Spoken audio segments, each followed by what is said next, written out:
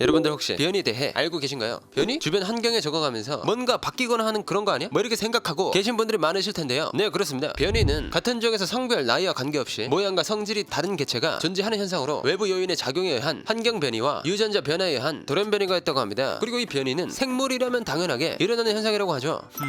아무리 자연스러운 일이라고 해도 최근 변이를 아주 밥 먹듯이 하는 녀석이 있죠. 바로 코로나19 바이러스. 코로나19 바이러스는 변이 종류만 해도 알파, 베타부터 시작해서 오미크론 등등 진짜 변이가 미친 듯이 일어나고 있는 바이러스입니다. 최근에도 BQ나 XBB 계열 같은 오미크론 변이의 하위 변이 바이러스들이 등장하고 있죠. 그런데 안 그래도 빠른 코로나19 바이러스의 변이 속도가 앞으로 더욱 빨라질 거라는 겁니다. 뭐 지금도 변이가 계속 나와서 문제인데 여기서 더 빨라질 게 있어? 라고 생각하고 계실 것 같은데요. 최근 중국의 코로나19 확진자 수가 어마어마하게 많다 보니 변이 바이러스가 더욱 빠르게 등장하게 될 거라는 거죠. 여기서 문제는 변이가 계속되면 오미크론 변이의 하위 변이가 아니라 파이 변이라는 완전히 새로운 바이러스가 등장할 수도 있다는 겁니다. 그렇게 되면 기존의 백신도 소용이 없어지는 등 진짜 웰컴 투 헬이 시작될 수도 있다고 하는데, 자 그럼 늘의 급비밀 바이러스가 고향 찾아가더니 미쳐 날뛰기 시작하네. 코로나 변이 바이러스 편 지금 바로 시작합니다. 최근 중국에 코로나19 확진자가 미친 듯이 증가하고 있습니다. 뭐 중국 정부가 통계를 중단했기 때문에 정확한 수치를 알 수는 없지만 매일 코로나 때문에 수천 명이 죽어나가고 있다는 분석이 나오는 중이니까 심지어 2023년 3월이 되면 하루 감염자가 420만 명까지 늘어나고 같은 달 23일에는 하루 사망자가 약 2만 5천 명을 찍을 거라고 예측하고 있죠. 이로 인해 우리나라에선 중국에서 넘어오는 사람들을 대상으로 고강도 방역 정책을 펼치고 있는데요. 먼저 외교, 공무, 인도적 사유 등 특별한 목적이 있는 경우가 아니면 단기 비자를 발급해주지 않는다고 하죠. 그리고 입국 전 음성 확인서를 제출하고 입국 후에도 PCR 검사를 또 받아야 한다고 합니다. 심지어 검역정보 사전 입력 시스템, 즉 Q코드에 국내 주소지와 연락처를 입력해야 하는 등 굉장히 빡세. 그러다 보니 중국에서는 이런 조치를 두고 비난을 쏟아내고 있다고 하죠. 앞으로 중국에서 우리나라 넘어오기 개빡세질 테니까 똑똑히 알고 있어라.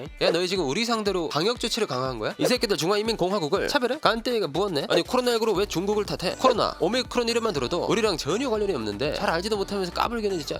감히 중국을 막으려? 이 분수도 모르는 것들, 아버지 나라에 대한 예의도 모르냐? 뭐 이런 식으로 인터넷상에서 우리나라를 욕하는 중이라는 겁니다. 이렇게 우리나라를 비난하는 걸 보면 중국에서 불매운동이라도 하려는 건가 싶은 생각이 들지만, 오히려 중국에서 최근 우리나라로 넘어오려고 하는 사람들이 끊이지 않은 문제라고 하죠. 실제로 우리나라가 중국발 입국자에게 방역을 강화한 첫날인 2023년 1월 2일 중국에서 우리나라로 들어온 단기 체류 외국인이 309명이나 된다고 합니다. 뭐 그래, 우리나라를 방문하려고 온 것까지는 이해할 수 있어. 문제는 입국 직후 받은 PCR 검사 결과에서 양성 판정을 받은 사람이 61명이나 된다고 하네. 이 말은 우리나라로 넘어온 중국인의 약 19.7%, 즉 5명 가운데 1명 정도가 확진자였다는 거야. 결국 우리나라가 아무리 방역을 강화하고 있다고 해도 중국에서 코로나19 확진 판정을 받은 사람들이 한국으로 유입되면 꼼짝없이 피해를 볼 수밖에 없는 거죠. 그런데 여기서 진짜 심각한 문제는 최근 중국에서 코로나19 신종 변이 바이러스 감염자가 발생하고 있다는 겁니다. 뭐 우리가 흔히 알고 있는 바이러스 변이라고 하면 기존 백신의 저항력이 높아진다든가 아니면 감염률이나 치사율이 높아지는 등의 변화가 생기잖아요. 그리고 현재 중국 확진자에게서 발견되고 있는 신종 변이 바이러스에도 이런 변화가 일어나고 있다고 하죠.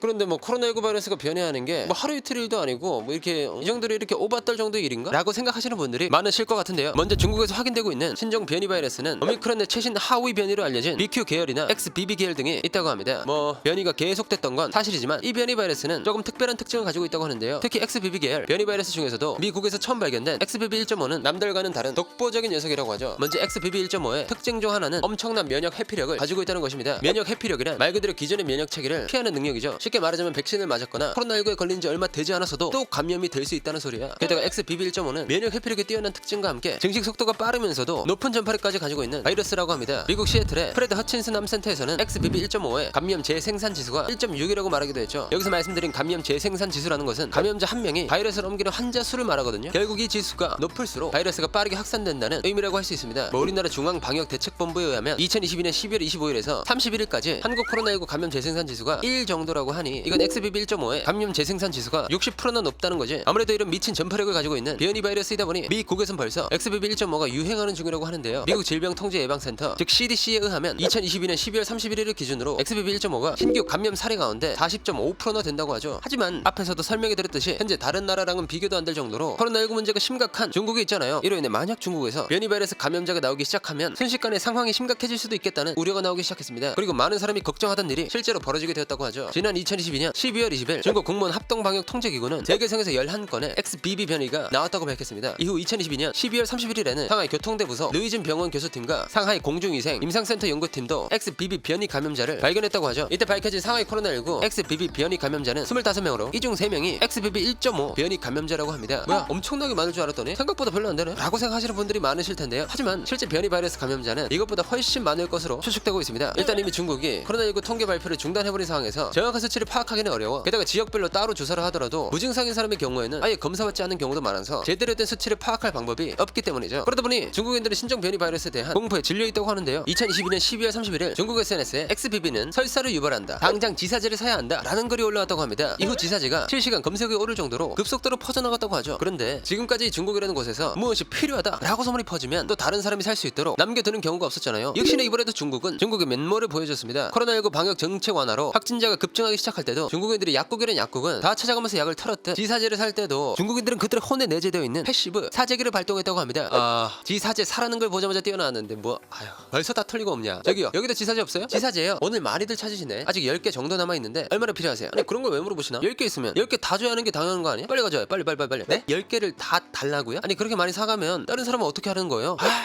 고객이 달라면 그냥 주지, 말이 많아. 손님은 왕이다. 몰라? 뭐 이런 식으로 수많은 중국인이 약국에 있는 지사제를 쓸어 담아가게 되면서 일종의 품귀 현상이 나타나기도 했다고 하죠. 아무래도 소문 하나 퍼졌을 뿐인데 지사제 품귀 현상까지 일어나는 상황이다 보니 중국인들이 신종 변이 바이러스에 대한 두려움이 있다고 할 수 있잖아요. 근데 이게 무슨 일이야? 앞으로 중국에서 또 다른 변이 바이러스들이 등장할 거라고 하네. 아니 신종 변이 바이러스가 나오지 않으려면 적어도 확진자가 증가하지 않아야 하지만 현재 중국 내 코로나 확진자가 세지도 못할 정도라고 하니 바이러스 변이도 계속해서 발생할 수밖에 없다는 겁니다. 그리고 중국에서 나오는 새 변이는 오미크론을 대체할 신규 변이라고 하기보다는 오미크론의 하위 변이일 가능성이 높다고 하는데요. 왜냐? 변이는 힘 없는 바이러스보다는 널리 퍼져 있는 바이러스에서 생겨나기 쉽다고 하니까 현재 중국에 유행하고 있는 코로나19 바이러스와 신종 변이 바이러스 모두 오미크론 하위 변이 바이러스입니다. 이로 인해 중국에서 발생할 수 있는 변이는 오미크론 하위 변이가 될 가능성이 높다는 거죠. 그러다 보니 이 경우에는 다행히 신종 변이 바이러스의 치명률이 위협적일 정도는 아닐 거라고 하는데요. 그 이유는 새 변이가 등장할 때마다 XBB처럼 면역 회피력과 전파력이 계속 증가하고 있어도 치명률에는 큰 변화가 없었기 때문입니다. 하지만 여기서 문제는 오미크론과는 완전히 다른 새로운 바이러스가 등장했을 때라고 하죠. 물론 가능성은 별로 안 된다고 하지만 그 확률이 아예 없다고 보는 건 아니니까. 그리고 만약 새로운 변이가 나타난다면 파이 변이라는 이름이 붙게 될 가능성이 크다고 합니다. 그런데 이 파이 변이가 발생하면 면역 회피력, 전파력, 치명률 등이 어떻게 될지 전혀 예측이 안 돼. 통상적으로는 전파력이 강해지는 대신 중증도는 떨어지는 식으로 변이했지만 델타 변이처럼 전파력과 중증도가 같이 올라가는 경우도 있다는 거지. 결국 파이 변이가 등장하면 진짜 악몽이 시작될 수 있다는 이야기가 나오고 있는 상황이고, 우리 몸의 항체가 인식도 못할 만큼 신규 변이는 많이 바뀔 수 있다고 합니다. 실제로 백신을 맞았다고 해도 수많은 코로나19 변이 바이러스를 모두 잡지는 못하는 상황이잖아요. 오미크론 계열의 하위 변이 바이러스만 해도 스텔스다 뭐다 하면서 뚫리기도 하고 아니기도 하는 상황이니까 말이죠. 또 파이 변이는 오미크론 변이 하위 변이 바이러스와는 전혀 다를 것이라고 예상되기 때문에 백신으로 생긴 항체가 바이러스라고 인식조차 못해서 그대로 감염될 수도 있다는 이야기가 많습니다. 아무래도 신종 코로나19 변이 바이러스에 대한 위협이 날이 가면 갈수록 커지고 있다 보니 우리나라도 여기서 마냥 자유로울 수는 없다고 하죠. 뭐 이미 우리나라에도 XBB 변이가 확인되었다고 하니까 2023년 1월 2일 우리나라 질병관리청은 XBB 1.5가 우리나라에도 있다 라고 말했는데요. 중국발 입국자의 방역을 강화하기 전인 2022년 10월 초부터 XBB가 국내에 유입되었고 2022년 12월 8일에는 XBB 1.5가 국내에서 처음으로 확인되었다고 하죠. 결국 2023년 1월 2일까지 확인된 XBB 1.5는 국내 6건, 해외 유입 7건으로 총 13건이라고 합니다.